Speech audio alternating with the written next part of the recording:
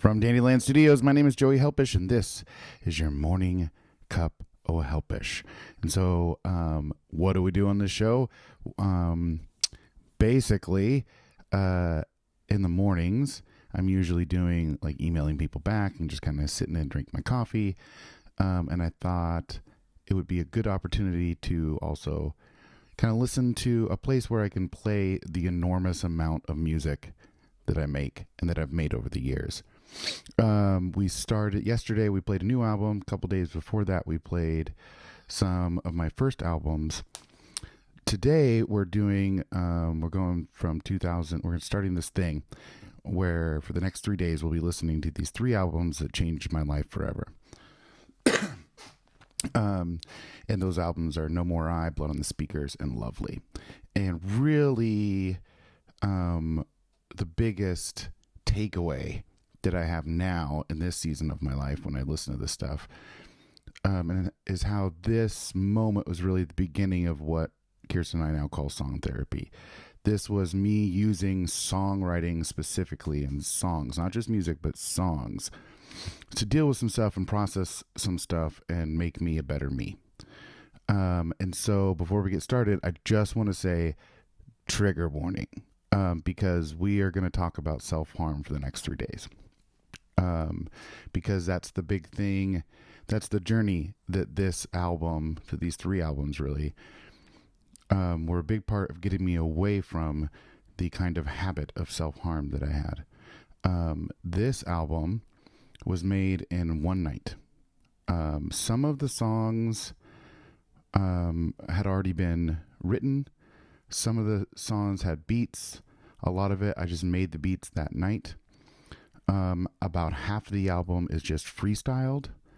And then some of the other stuff was just like stuff that I had either had written down already or that I wrote down that night. And what's important and why, again, trigger warning, about this album, No More I, that we're about to listen to today, is that early in the evening that I recorded this, I slashed the shit out of my arms. And for me, the kind of self-harm that I participated in was a little different than that I've heard from other people. It wasn't exactly suicidal. And it wasn't like a small thing that I did every once in a while when I got to a certain point where I just couldn't take anything anymore. It was rage self-harm. It wasn't just like little cuts. It was grabbing a knife and just going to town and not trying to kill myself, just trying to get out the anger and not harm anyone else. And that's something that I started doing really young. When I was really young, I used to stare in the mirror and claw my face. And we'll talk about more of this when we get to Blood on the Speakers tomorrow. I was in a really toxic relationship. I was in my early 20s. I had not yet been diagnosed with autism. And so I just thought I was a crazy person. And a complete failure from beginning to end. And I think it's important to understand that before we start listening to this stuff. I also had a relationship with sarcasm. And so some of the stuff is like really happy sounding and the lyrics are extremely dark. And so the night that I was probably, 4 o'clock in the afternoon, 5 o'clock, something like that, when I slashed my arms, and then I bandaged them up and they were still bleeding all the way through the night. So as I'm recording this, I am bleeding. Yeah. And so things get dark. I just want to warn you guys. Saw a couple of people hop off. Don't blame you. But this first one was the day before I had built my first wash tub. And so the bass on here is wash tub, and there's some banjo, and there's this like old 60s organ I found somewhere in Eugene. And I'm playing that. So, and then there's like a drum loop. So this is Garden of Sin.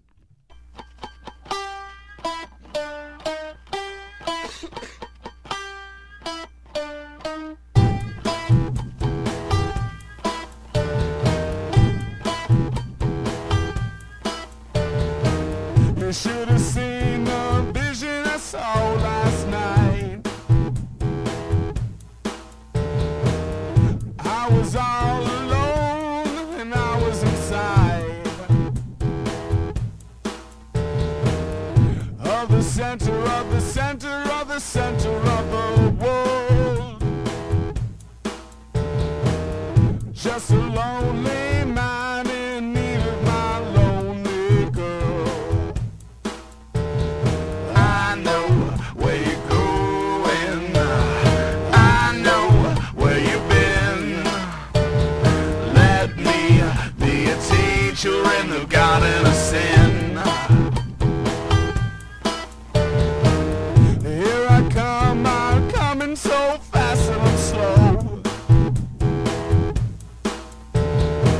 I know everything, but I don't know where to go. With my selfish, selfless ways of empty self, gathering, lathering up for a descent into hell. I know where you're going, I know where you've been. Let me be a teacher in the garden of sin.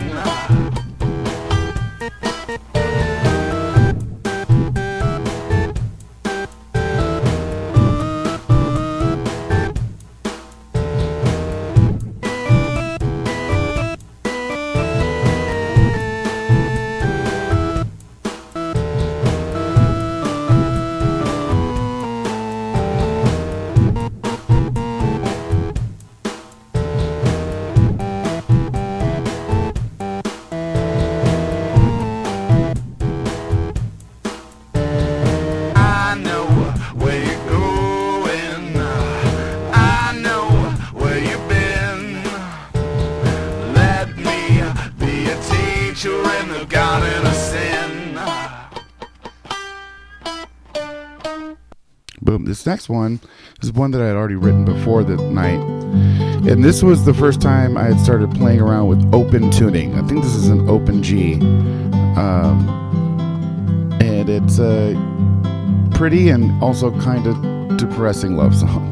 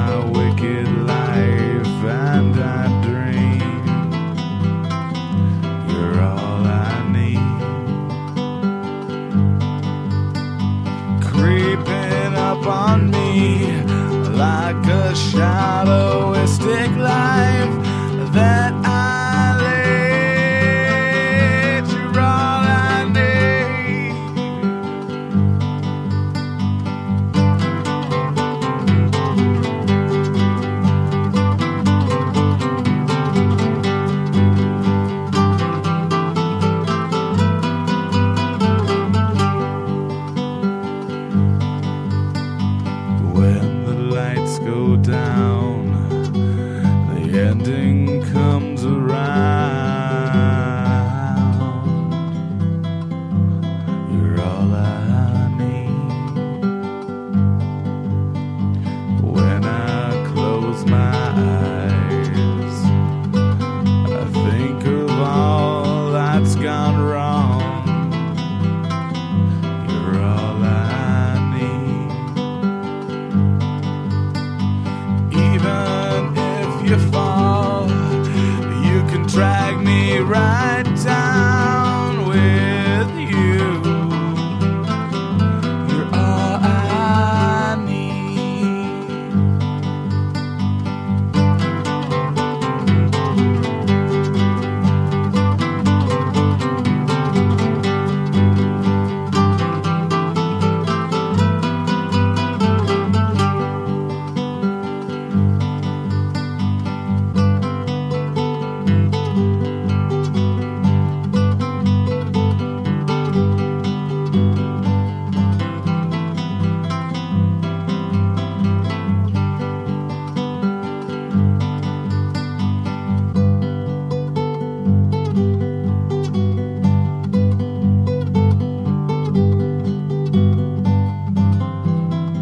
Okay.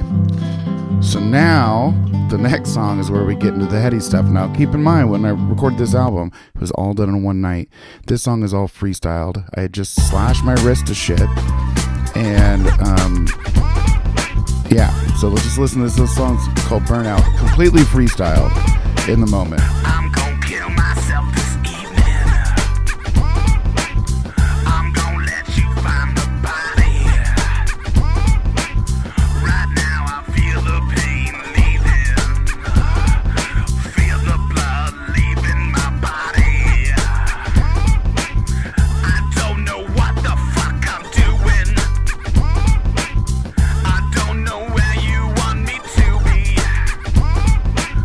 I'm gonna leave you this letter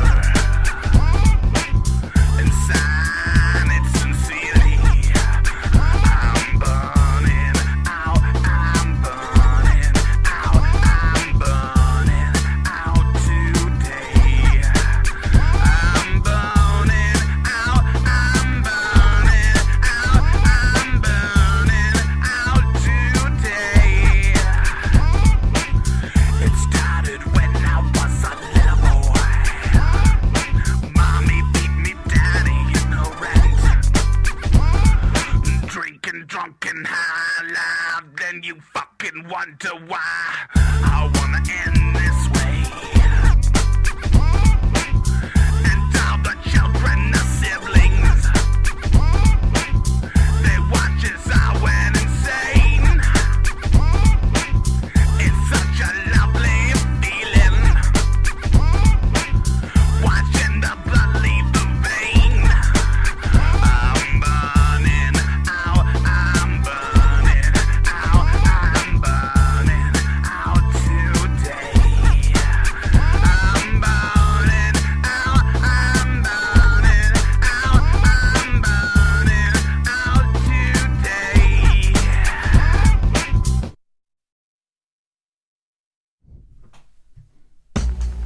All right, I want to pause for a minute and talk about that fucked up song. There's a line in there that says, I'm going to leave you this letter and sign it sincerely. I'm burning out. So that was like this in the moment. If you've ever been super depressed and veering towards suicide, you've probably written a letter. Or at least started one. I know I had, up until this point, several. And there's almost an anxiety when you're doing it. And that was what was happening in that song, for sure. But what's interesting, especially like looking it back, and I just went through a burnout in the last few months that was relatively okay.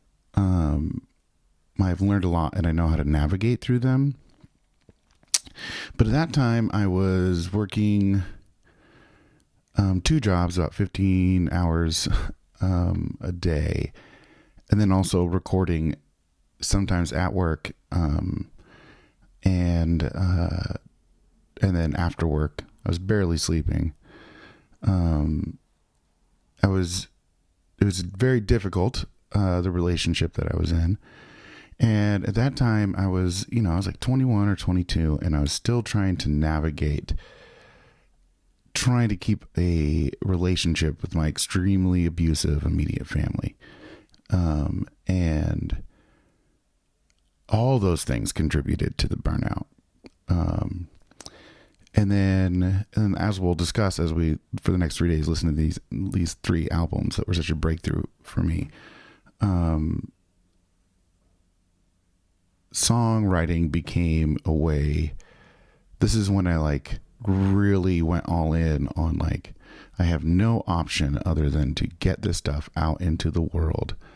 And I need to use songwriting in a way to get me out of this. And this first album, this first kind of step that I had no idea that that's what was going on. It was important. It's important that it's mostly freestyled because I was just on autopilot.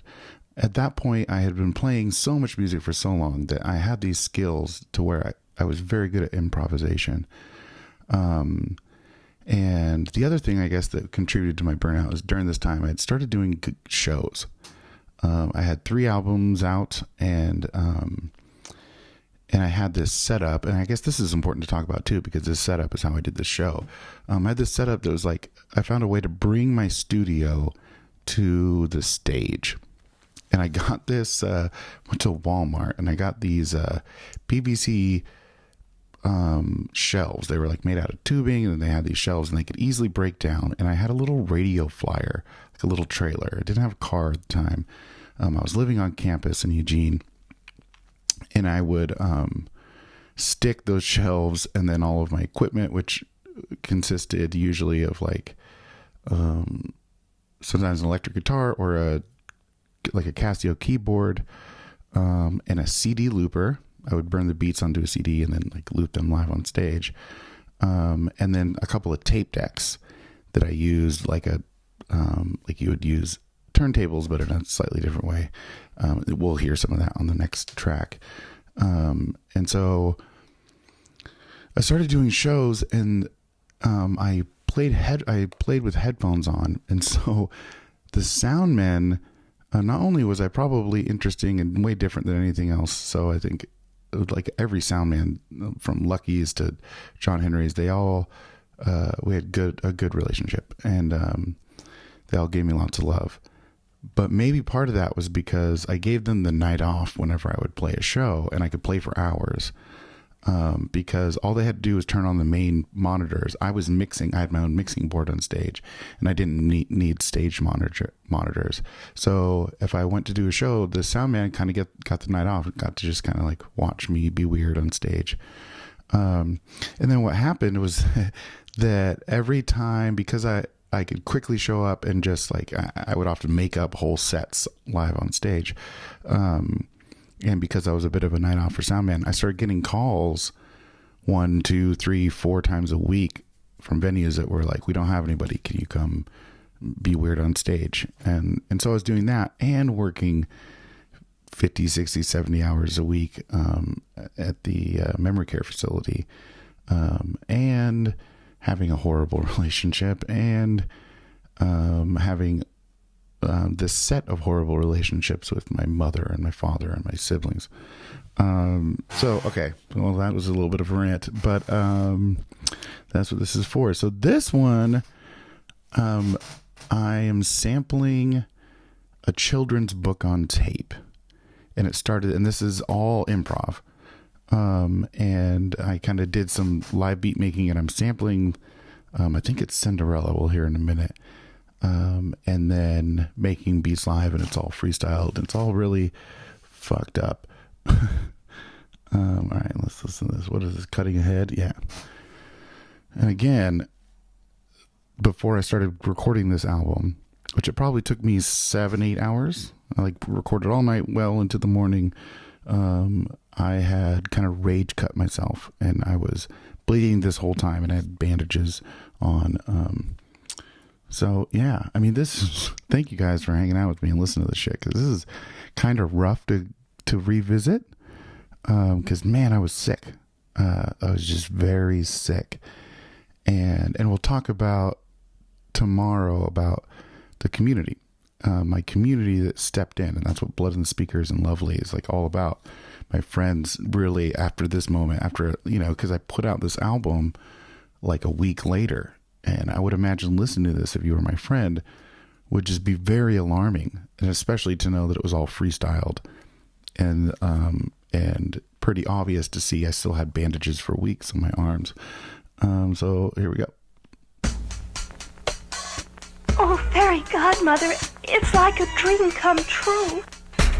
Yes, child, but like all dreams, it can't last forever. On the stroke of midnight, the spell will be broken, and everything will be as it was before. Oh, I'll remember, promised Cinderella. It's more than I ever hoped for. Thank you, fairy godmother. Bless you, my child. Now hurry up, it's getting late. Cinderella stepped into the pumpkin coach and was whisked away to the royal ball.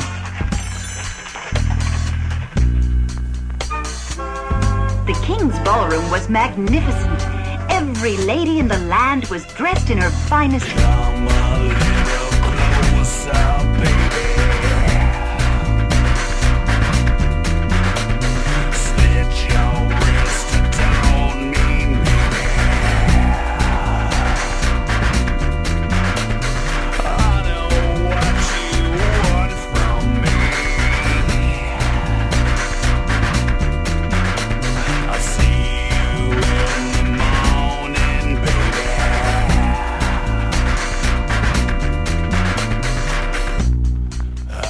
I'm cutting myself.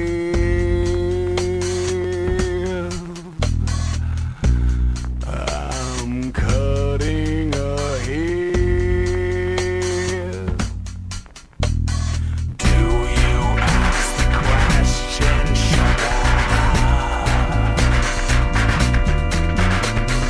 Can you tell me answers now?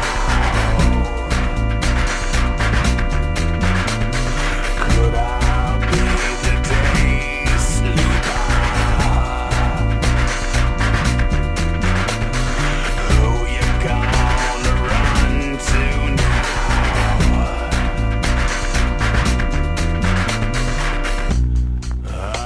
I'm cutting myself.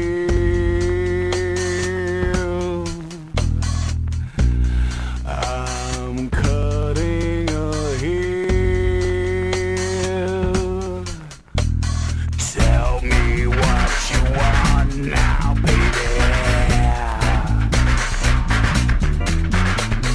All this waiting driving me crazy.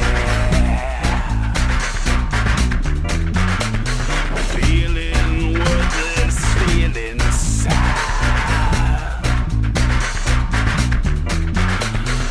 Ain't the best part about growing mad.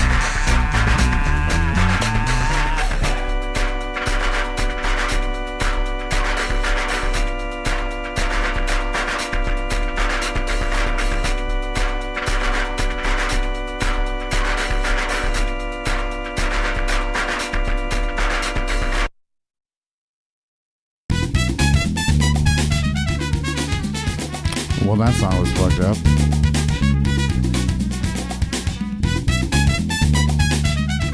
Anyway, I'm going to answer you guys' questions after this song. It's so jaunty.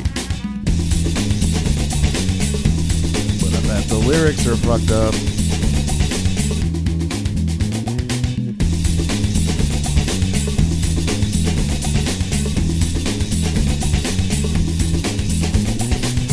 I'm cool, you're not.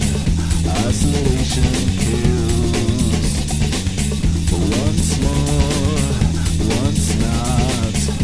Ever known the thrill?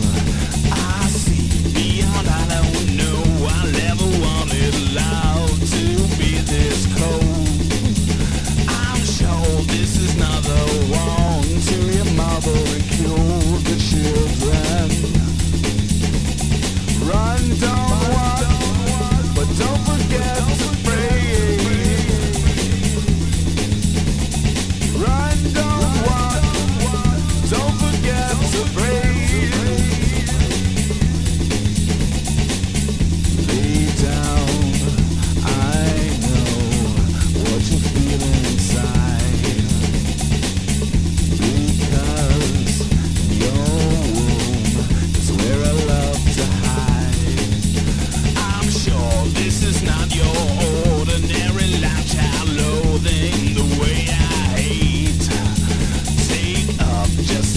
the reason that I want to be your God. Run, don't walk, don't forget to breathe. Run, don't walk, don't forget to breathe.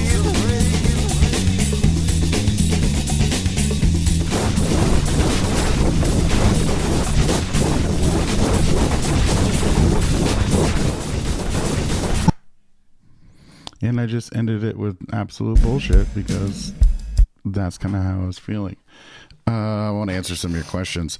That song, man, I feel like I could definitely do these playthroughs like several times and come up with different things, because I could do a whole playthrough where we just like went through and just like dissected each lyric line by line. They were all freestyled.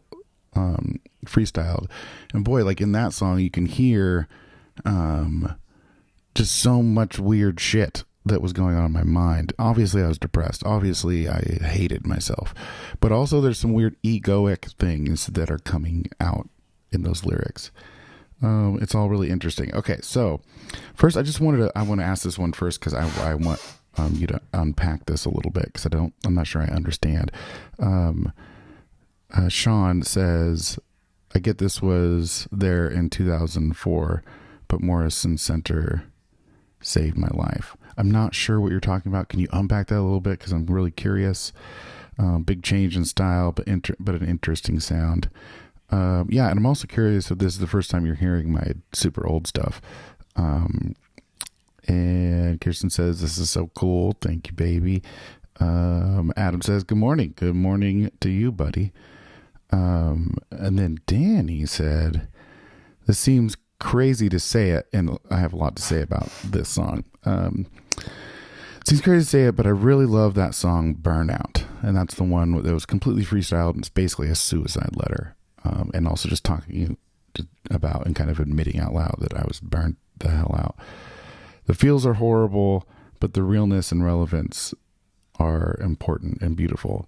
Thank you. And what's interesting, and this is, I didn't know as much about music theory and like the manipulative power that you have when you put together notes that move in time. But that beat is so infectiously catchy, and the cadence of rap is so infectiously catchy that was my first most requested song. And I think it was different when I first started doing it. It was like different every time, but that was difficult because that was also not every song that I create, especially back then, most of the songs I created, I didn't really want to play again. And so I was in this position where like that song is like really painful, and it's also really painful for people to look out in the crowd. And boy, did this happen with Uncle Nancy and the Family Jewels. But when you write a song and it's like, this really painful thing, it's this really ugly thing that you had to get out so that you didn't like keep this secret, because secrets make us sick. And, but it's like painful to look at and to experience, and to look out in the crowd and see everybody smiling, and like having a great time and loving it, and almost kind of like loving your pain. I don't think that that's horrible. I think that's wonderful, but it's painful. It's difficult to do, to experience on the end of the songwriter who has to keep playing the song and revisiting these emotions. But I actually think it was really, really healthy for me. And I'm really grateful that people were like, I love that song. Please play it over and over. Cool. Let's see if my first hearing of Nancy, says BJ. Yeah, and that was what's really interesting, is that this is the beginning of like this character, right? That I was really kind of hiding behind, like Joey Stewart was hiding behind Uncle Nancy, and using it. And I was back in those times also performing. I didn't know that I was autistic, although during this time, I think it's important to say, especially when we get to Not Human, the word Asperger's was being thrown my way quite a bit. by people who were starting to spend more time with me, especially those people in the healthcare industry, which I was at the time in nursing, were, starting to ask questions like, do you know what Asperger's is? Have you ever, I really didn't. I'm not sure what my point was, but, I was extremely autistic on stage. I would let my hands flap. I didn't really know what was happening. My eyes would roll in the back of my head, and I would basically stim on stage for an hour and a half, and then freestyle. And if you're not familiar with what stimming is, it's a way of self-stimulation, and a way to kind of control the situation when you're overstimulated, and having headphones on and really loud and like being around all these lights and like all in a bar situation is extremely overstimulating. And that's actually a reason why I wore headphones on stage, because there's a lot that can go wrong in a monitoring situation. And the other thing is that I usually sang when I did the rappy parts. I'd sing through a harmonica microphone that had a bunch of distortion on it, and it would just feed back all over the place if I had monitors back. So I just wore headphones. Thank you, Danny. So Danny was like definitely around back then, and saw me do stuff. Oh, okay. Before we go back, I want to address this. It looks like, so Sean said in 2003, I tried to take my life multiple times. I was a cutter with suicidal ideations. Went to a crazy house. Me too, buddy. And we'll talk about this tomorrow. When I came out, moved to PDX and found a place called Morrison Center. Oh, okay, cool. Thank you. And they taught me to find positive outlets. So that's why I could relate to that song.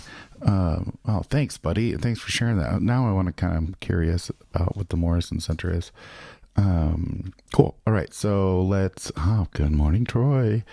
So Troy, I'll just let you know, and anyone else who's popping right now, we're listening to, in fact, when I was talking about earlier about how, venues would just like call me up if they didn't need, or if they needed someone to perform, because it was very easily for me just to show up and make up a set on the fly.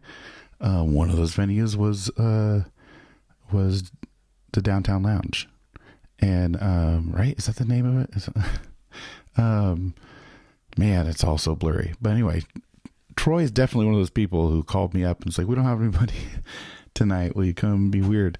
All right. So we're listening to my 2004 album, No More I, where I had cut myself that night and freestyled this whole album. And this is a part of this kind of 3 album series we're doing, going back and listening to it and talking about it, of when I kind of was able to use music as a form of therapy to push myself away from just constant self-harm. So let's go to this next one. What is this?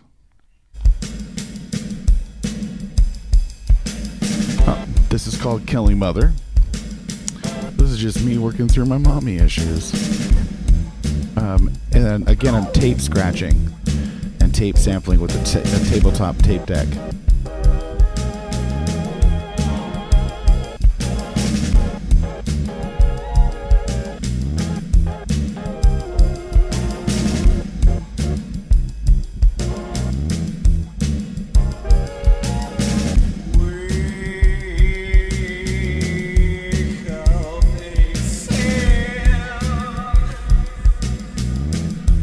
There's a lot to be loved.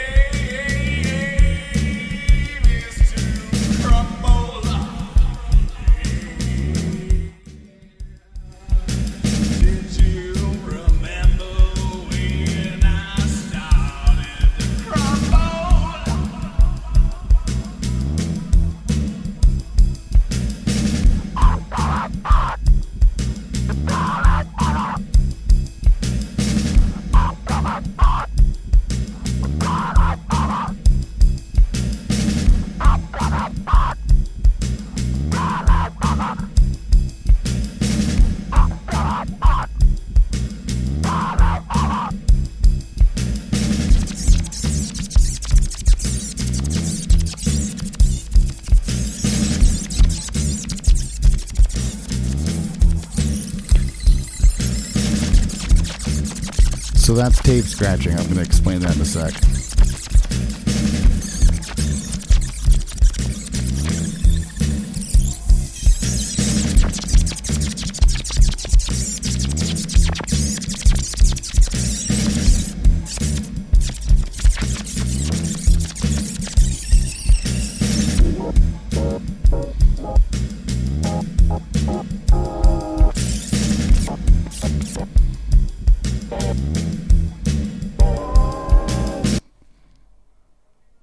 Okay.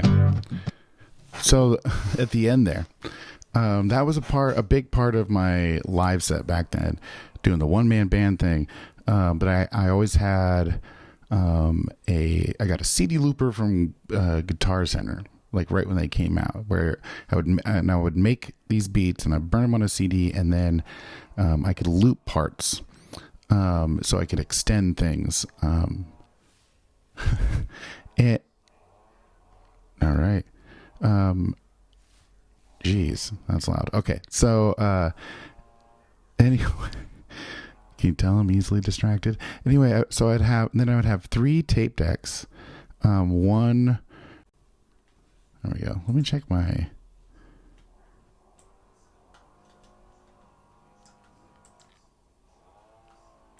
okay. Anyway, I'd have 3 tape decks, and one would be, I took the top of the tape deck off, and I would just have these tapes. I would cut out the tape from the tape cassette, and I would floss the tape reader and get this. The other tape deck, I would have a tape queued up with usually some big band music, and I would have the play and the pause button pressed down, and I would lift up the pause button to get that. The other thing that I was doing there at the end was I would have another tape deck that I would have the pause and the play button down, and I would hit the rewind and the fast forward back and forth. So there we go. That's the thing. All right, let's listen to this next song.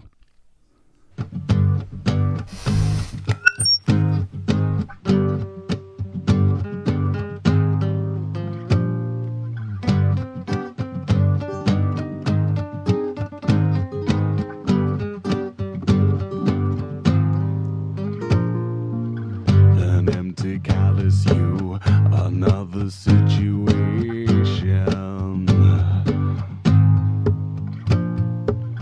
Nothing can pull you through this anticipation.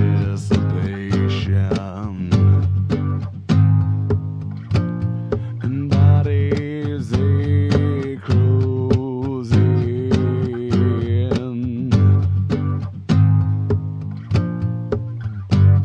Bleeding pain from within.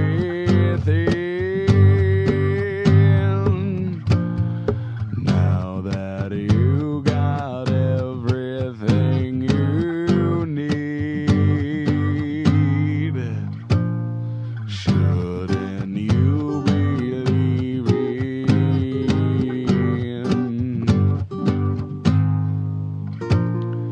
Now that you got everything you need, shouldn't you be leaving?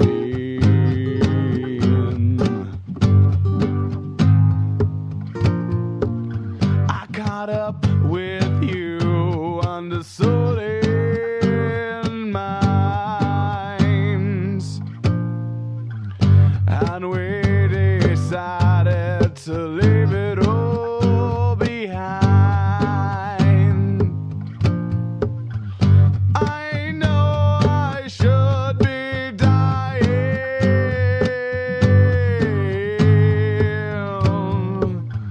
rather be crying.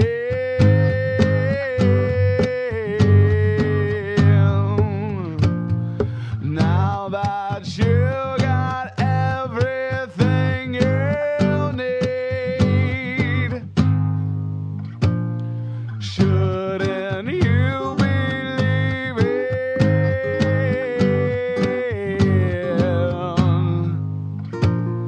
Now that you got everything you need, shouldn't you be leaving?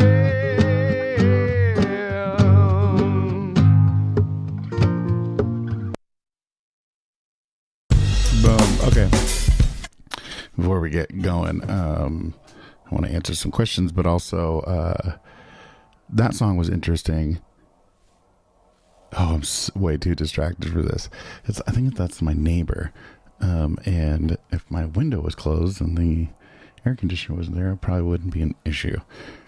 Summertime problems. Okay, so that song freestyled, and then I'm playing guitar. At that time, I was starting to get more into. I was an electric guitar player, and I started getting more into acoustic instruments. So in all this stuff, you can hear like banjos and acoustic guitars and slide guitars, and I'm playing a lot more bass, and that kind of. I had distanced myself from like folk music and like that kind of stuff, and I was really into experimental music and hip hop and that kind of thing, and I definitely went in a more hip hop direction after this, but at the same time was playing at campfires more and doing these little acoustic sets, and so you'll see the acoustic music starts creeping itself in and creeping in and creeping in, and if you are a fan of the Family Jewels, you know that that eventually took over everything. So yeah, this next song, I just wanted to say that, thank you for listening.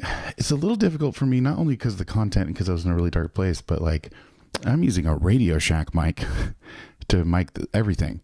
Like a $15, $20 Radio Shack mic, and everything. And I didn't know very much about anything, and so the mixes are really bad. Vocals are often way too quiet, and I'm also just singing flat all the time. This next song is a really good example of that, and I hadn't really figured out what my voice is supposed to do. This is all just like experimental time, and I'm just kind of figuring out who I am as an artist. And one of the reasons why I thought it was important to go through this is that I teach a lot of people who are kind of at this phase or right before it, how to find their own voice. And it's kind of cool to, or at least I thought it would be cool to just take some time and show you guys how I went through my process of finding my voice. So this is, I think it's called Long Way Home. Yeah, Long Way Home.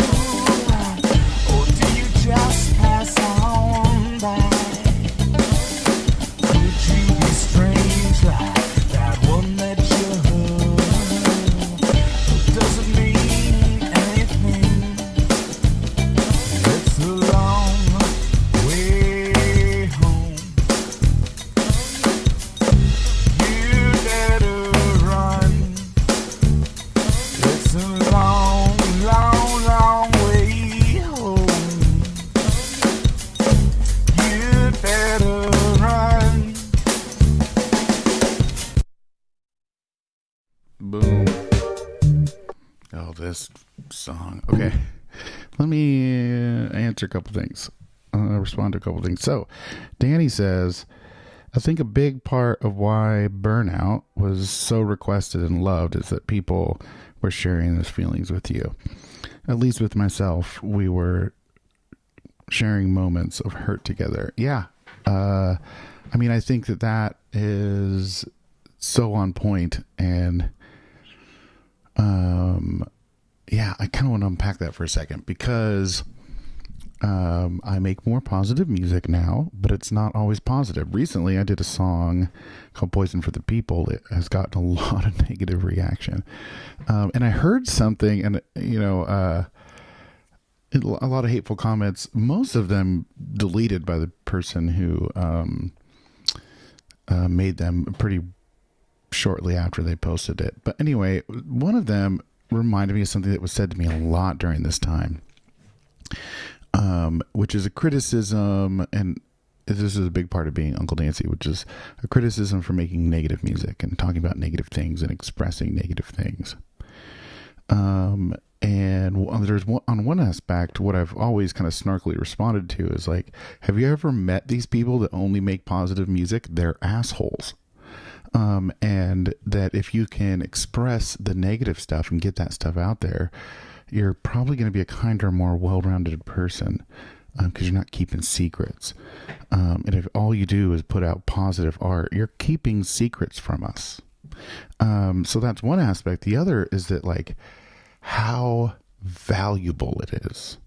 What a beautiful thing it is when someone connects to your hurt.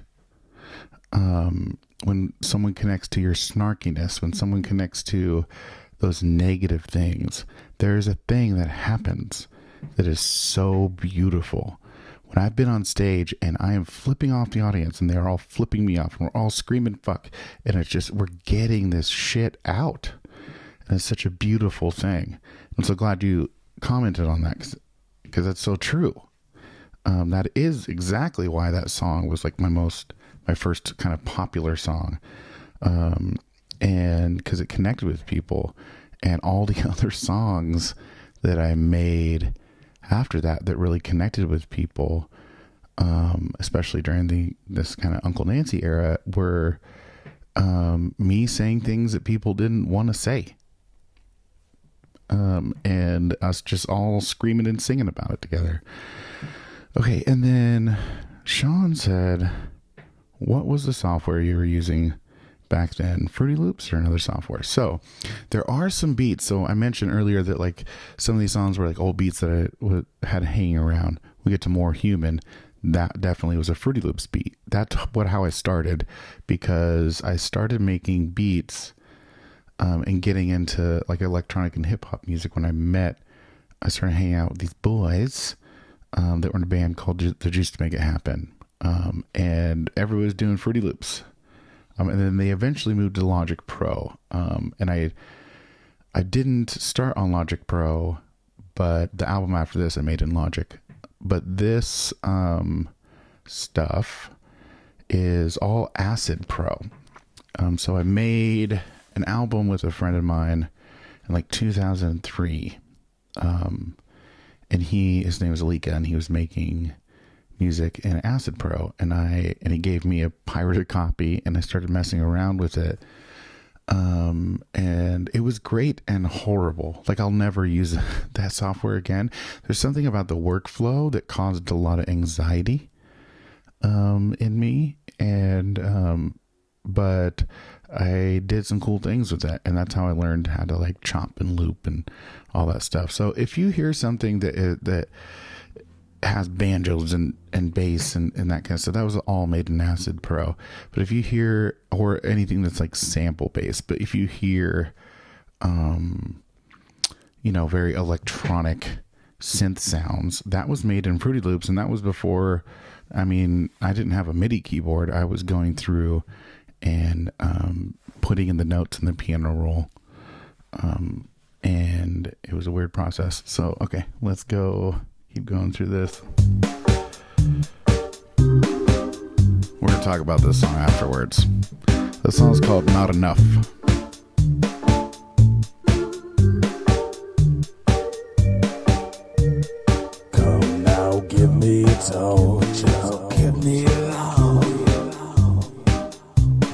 Give me a tap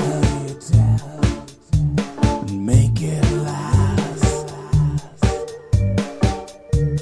Crawling and out of your everything. I'm happy to be alone. I'm happy to be alone. I'm not enough to do anything. I'm not enough to be strong. I'm not enough to go on. I'm not enough to do anything. I'm not enough to be strong. I'm not enough to go on.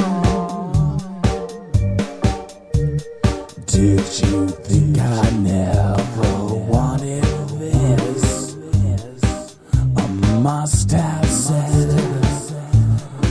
it a million times. In and out of conscience as I speak. I'll preach a little bit, but I mostly rhyme. I'm not enough to do anything. I'm not enough to be strong. I'm not enough to go on. I'm not enough to do anything. I'm not enough to be strong. I'm not enough to go on. Okay, so that song was even more requested and kind of popular in the kind of local scene back in the day. And I think for the same reasons that Danny was talking about, I think that people were sharing that feeling with me of feeling like you're not enough. The other interesting thing is that let me just kind of take you back, because we're going to talk about the creation of this sound that I called the Gypsy Pirate Blues. It was not, and oftentimes when I do music, this is the case, that I'm not necessarily inspired by an artist or an album or anything like that. I'm inspired by a moment in a song. And there's a moment in a Floater song called Independence Day, where Dave is playing, he's doing that, boom, dun, boom, dun, boom, dun, boom, dun, in a minor chord. And I'd never really heard that before. And it was so different from what Floater had done in the past. But what it reminded me of is when I was learning church, it was the same thing, oompa, but it was all major chords instead of minor chords. And so I was always kind of playing around with that idea. And this is a moment in this song that basically, in this song, the sound of the Family Jewels, of my band, Uncle Nancy and the Family Jewels, it's kind of born in this song of this like repetitive oompa, Waitsy, although I hadn't really listened to Tom Waits or anything like that yet, but just this kind of polka dark thing was happening in that song. And I wanted to just say thank you to Troy, because I skipped over it before. Troy says, good morning, buddy. Yes, Diablo's Downtown Lounge. Always appreciating what you bring to music in the world. You're a gem. Thank you, buddy. All right, let's keep rolling. I'm going to go grab another cup of coffee. And then we'll definitely talk about this song.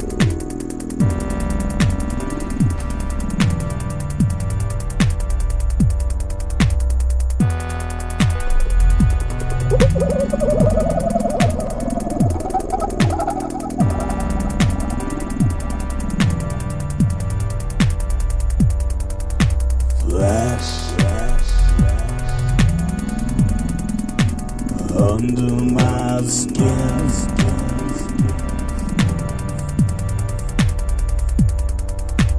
feeding the empty within.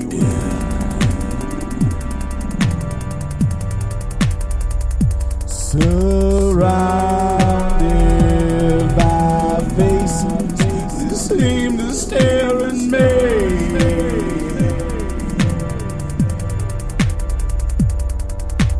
Like some kind of alien. I'm not human. That's what they are. I'm not human.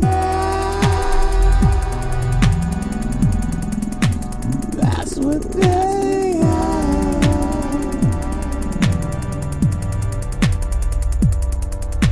Keep your pride to yourself. I'm not interested in American wealth. And now I see animosity.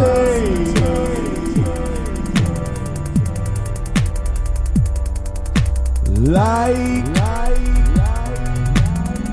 I'm some kind of alien. I'm not human.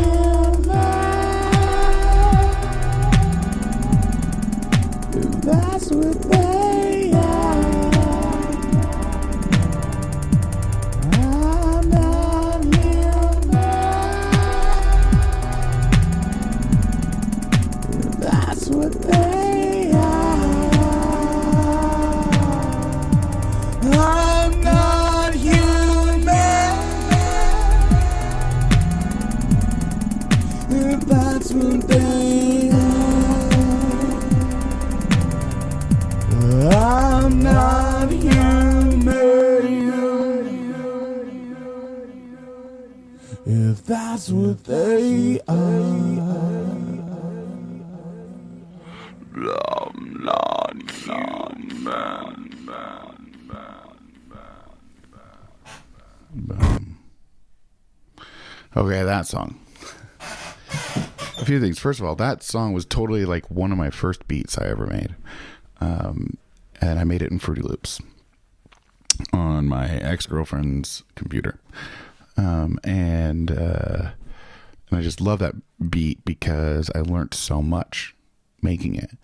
And then it was also the first song that I kind of wrote with my FX pedal. So I had during that time my live setup, like I said, like as far as music was like a beat looper and usually an instrument or two, and then some tape decks that I use for sampling and scratching. But my vocal setup, I had two microphones. I had one that was a harmonica microphone that my buddy Tyler gave me, that I cranked a bunch of distortion, and wherever you hear like scratchy, rappy things, that's what is happening. And then, so I had that kind of like hanging around my neck, and that's what I would use for rapping. And then I had a vocal mic running through an effects processor. And that last song was the first time I figured out that if you have a 1 second delay, then that means you can make a beat at 60 beats per minute or 100 beats per minute, and you can and it like perfectly syncs up. And so that was a pretty cool moment. That song was the beginning of me admitting / understanding that I'm different in a different way. Talking about feeling like an alien, and that chorus line, I'm not human if that's what they are. Kind of basically referencing neurotypical people. And really starting to, and this is before I got diagnosed, but like I said, at that time, I was starting to learn about, and people were starting to talk to me about the fact that it was pretty obvious that I was on the autism spectrum. Okay, so let's keep going. Oh, this is probably going to get weird and experimental. Yeah.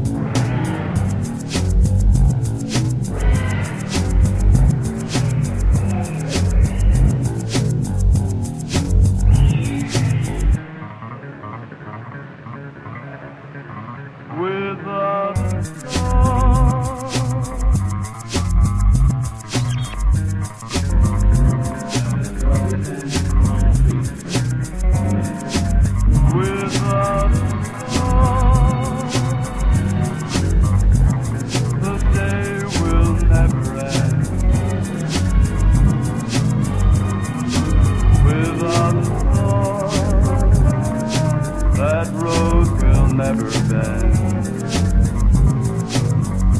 When things go wrong.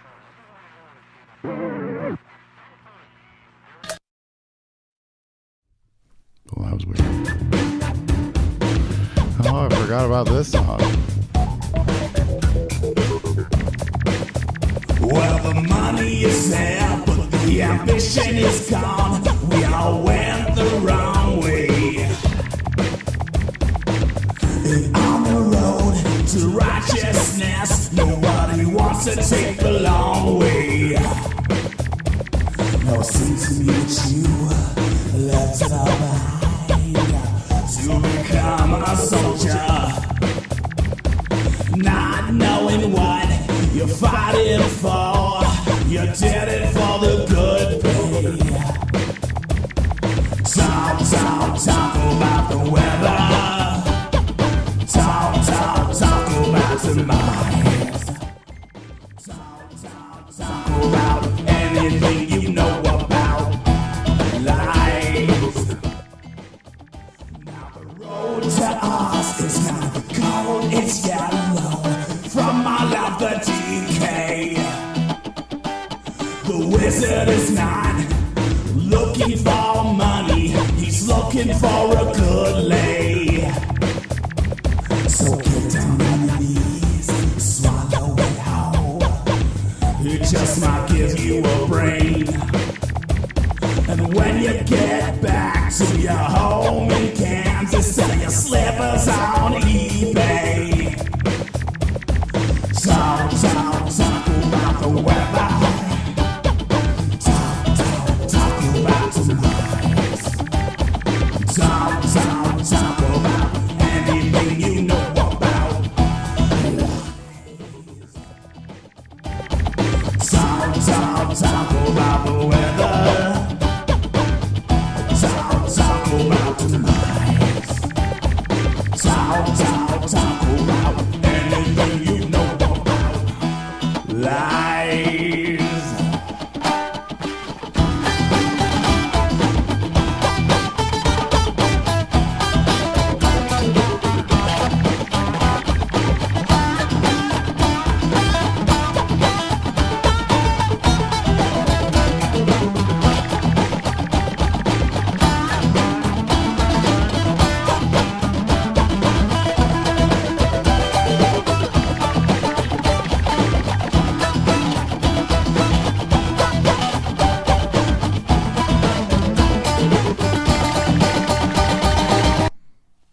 That's some banjo chops. You can tell I was getting more comfortable with that weird ass instrument. Okay. This song's important. This is one of the ones. So most everything, the last one, everything is like freestyle on this album. And like I said, if you are just tuning in, I made this all in one night. This album's called No More I that we're listening to, and freestyled most of it. And I was still a cutter and still a self-harmer at that time, and I had cut my arms to shit in this kind of self-rage moment. And then I bandaged my arms and I made this album. And this album is part of this. Over the next 3 days, we're going to be kind of going over this moment that happened that really changed my life in a positive way, starting with this album. This song, so, you know, one of the biggest exciting things for me is that, like, I can go back and see song therapy being born, and the way that we at Dandelion, how we use, you know, from teaching to coaching to writing songs with people and writing songs for people and workshops. It's all kind of therapy based. It's all under this kind of umbrella of like songwriting, not just music, but songwriting as a form of therapy. And this was one of the first songs where it's not about me. It is me using empathy and validation therapy and extreme learning to look at someone else's situation and trying to translate. What song number are we on? Shit, I don't know. There's a lot of them. There's like 4 left. Anyway, so this song is called Picture. And it's kind of about this woman who had Alzheimer's, who her only way of like connecting to the world was through pictures. And so there we go.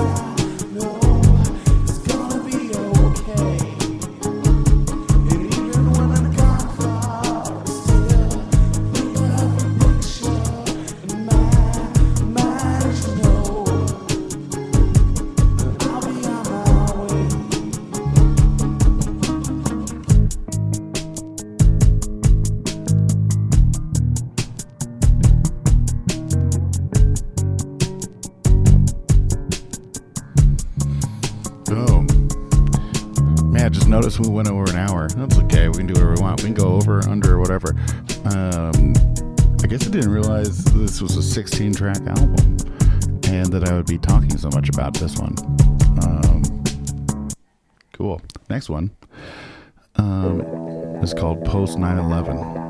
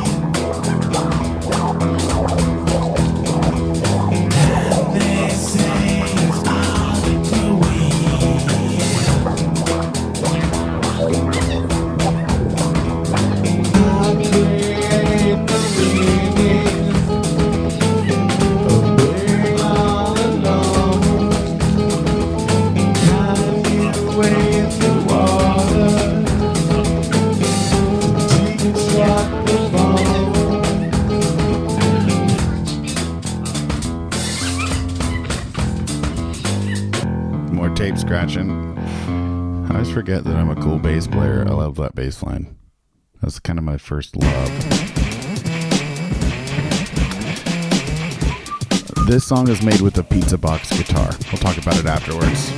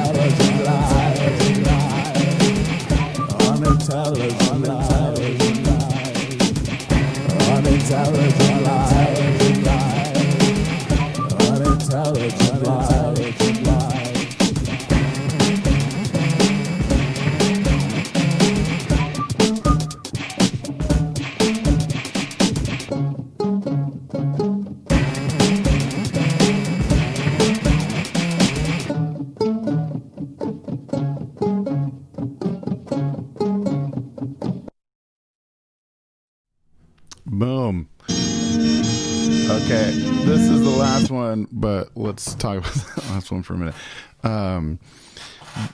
That was the first instrument that I ever made. And I made it out of, I think, a broom handle, a pizza box, and some fishing line. And then a little piazza pickup that I took out of my banjo, that I had my banjo, and I put it in there. So that song, man, that was weird. It was a weird time. Anyway, so this is the last one. This one's called Wicked. And this one is the beginning of a thing where most of this music is like just making beats and Fruity Loops or playing instruments and looping them and stuff. This song was one of my first like successfully well sampled songs. And I sampled this from like everything from this era. I was working in a nursing home, and I was doing this side project where I was transferring all of the tapes that they had in the nursing home to CD. And so I had all these tapes left over, and I sampled them and scratched them and put them into my music. And it was all big band stuff from the 30s and 40s. And so this one is pretty successfully sampled, and as we get into the, probably next week, we get into the more hip hop stuff I did. It was all sample based.